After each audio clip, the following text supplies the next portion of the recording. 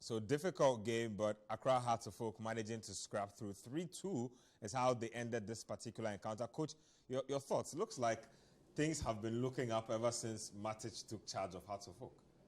But on record, he wasn't the one in charge for this. So he's been given sick leave, apparently. I don't want to sound skeptical because the last time this happened with Accra Hearts of Oak, we know how it ended. Yeah. In fact, twice. Yeah. Once it was an administrator, the second one was a head coach. Exactly. They both took medical leaves to go to their country to do what's not. It ended up being the last time they were ever seen in the role. I'm not saying that that's what it is. The team says that Matic has been given a leave of medical absence to go take care of stuff in his native Serbia. So, like you said, on record, he was not in the dugout for this game. So, just to say something a bit on his supposedly medical leave. Yeah. My checks have also told me that it would be a miracle to get him to come back. I don't think he's going to come back. And I've spoken to one or two people that are very close to the man, very close to him. Is he unhappy? I think unhappy, yes, with some few things. And then family commitment would just not allow him to stay in Ghana. So I don't know what is going to get him to come back. I hope he comes back. But from what I have been told, I doubt whether he's going to come back. But having said that, let's go to this game. I think Hearts of Oak actually didn't want to play this game. From the management to the coaching team to the playing body, psychologically, they were not ready for this game. That's why they nearly lost it, or they nearly threw away a 3 points.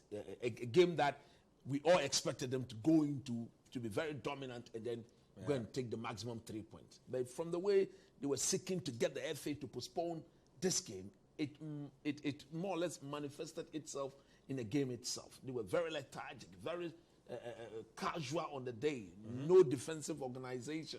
They just allowed Tamale City to just walk through them as at when they decided to. In fact, truth be told, Tamale City should have gone up by at least 2 goals before Hearts of Oak scored their first penalty. And just after scoring that first penalty, in the space of 3 minutes, Hearts of Oak has conceded 2 goals.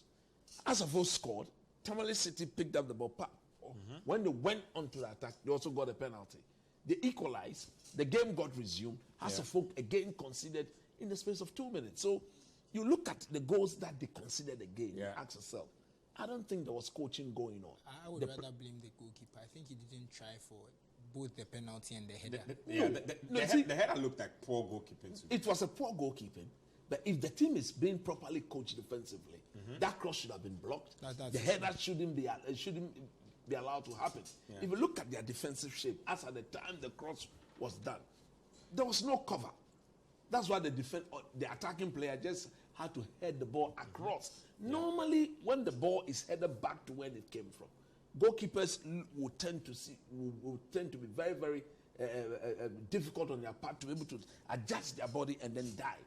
So yes, you want to blame the goalkeeper, but on the aspect of being very technical, you don't want to blame him because his standing position at the time of the header will determine whether he will dive in or not. But having said that, they were very lucky. When I said they, House of Oak were very lucky that at the time of going 2-1 down, they had another 45 minutes to play for.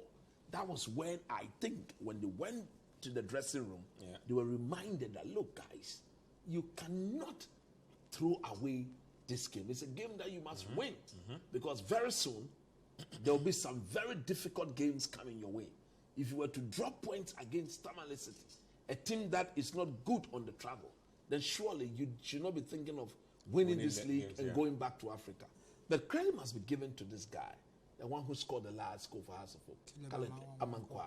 He's fond of doing these things. He's a goal-scoring midfielder. Scores a lot of late goals. Late goals, solid volleys. This is about the third time he's done this in the Hearts of Oak shirt. And for me, he's one player that, look, I was so sad when I got to know that Hearts of Oak personally requested his withdrawal from the Chan team.